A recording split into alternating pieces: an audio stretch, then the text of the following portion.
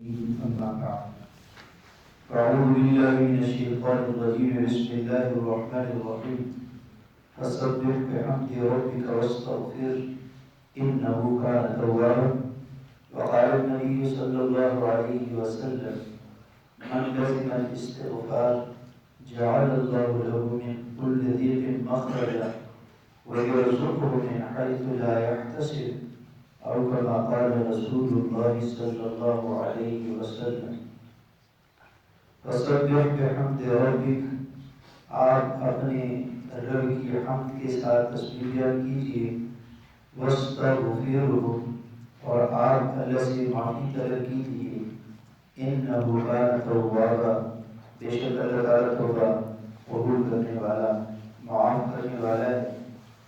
رسول اللہ صلی اللہ علیہ وسلم نے فرمایا من لزم الاستغفار، جو توبہ کو استغفار کو لازم کرے گا، جعل اللہ له من كل ضيق مخرجا، اللہ تعالیٰ ہر تنگی بھری جگہ سے اللہ کشادگی کا راستہ کھولے گا، وَيَرْزُقْهُ مِنْ حَيْثُ لَا يَحْتَسِبُ، اور اس استغفار کرنے والے کو اللہ وہاں سے روزی دے گا جہاں سے اس نے گمان اور امید بھی نہیں رکھی ہوئی۔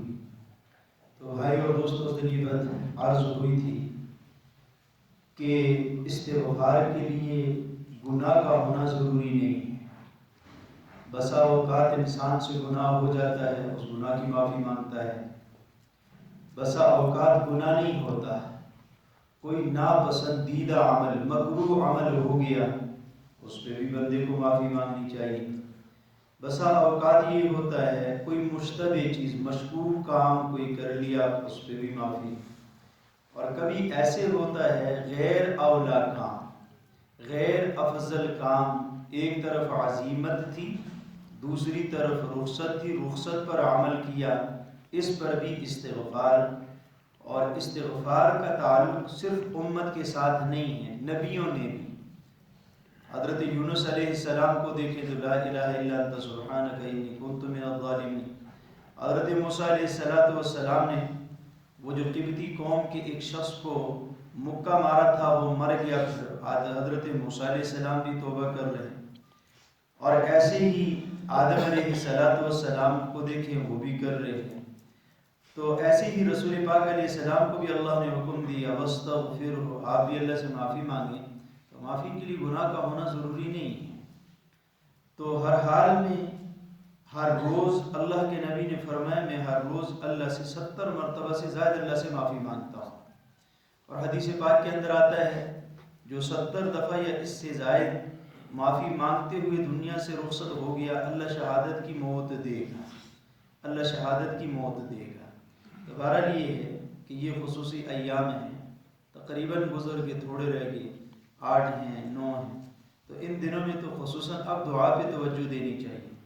قرآن کی تلاوت کثرت سے ہو، پہلے کلمے کا ورد کثرت سے ہو، اور یہ جو دعا آخری عشرے کی ہے اللہم انکا عفو تحب العفو فاعف عنا یا غفور، اے معافی پسند کرنے والے رب تو ہمیں معاف کر دے۔ اللہم انکا عفو تحب العفو فاعف عنا یا غفور، او معافی کو پسند کرنے والے رب تو ہمیں معاف فرما، او معاف کرنے والے۔ تو اس دعا کا بھی اہتمام ہو، تو قرآن کی تلاوت کثرت سے ہو، پہلے کلمے کا دن رات کم از کم رات میں تو 3 دفعہ ورد ہو جائے، اور پھر اس دعا کا کثرت سے اہتمام ہو۔ اور ایک دعا اور بھی ہے اللہم اجرنا من النار یا مجیر، اے اللہ، اے جہنم سے پناہ دینے والے تو ہمیں جہنم سے بچا لے۔ اللہم اجرنا من النار یا مجیر، عربی میں نہیں آتی تو زبان سے ہی عربی کہہ سکتا ہے، او پناہ دینے والے، او امن دینے والے تو ہمیں جہنم کی آگ سے بچا لے۔ اور اس میں آخری چیز یہ عرض کرنی ہے کہ دعا میں آدمی رونے کی کیفیت بنا لے، پہلے تو روئے، رونا نہ آئے تو پھر رونے کی کیفیت بنا لے۔ اللہ کے نبی سے پوچھا گیا یا رسول اللہ بماذا اتقی من النار، یا رسول اللہ جہنم سے بچنے کی کوئی دعا، کوئی نسخہ، کوئی عمل بتا دیں۔ تو اللہ نے فرمایا بدموع عینیک، اپنے آنکھوں کے آنسوؤں کے ذریعے تو جہنم سے بچ سکتا ہے۔ تو آنسو اگر نکلیں تو بہت اچھا، آنسو نہ نکلے تو حضور علیہ السلام نے صدیق اکبر رضی اللہ عنہ سے فرمایا تھا ارے ابو بکر اگر رونا نہ آئے تو رونے جیسی کیفیت ہی بنا لو. تو اللہ کو یہ جو نقلی جھوٹ موٹ کا آدمی جو اپنی کیفیت بنا لیتا ہے، اپنی کیفیت رونے والی بنا لیتا ہے، تو اللہ کو یہ جو ظاہری کیفیت بنتی ہے، ظاہری کیفیت بھی اللہ کو پسند ہے.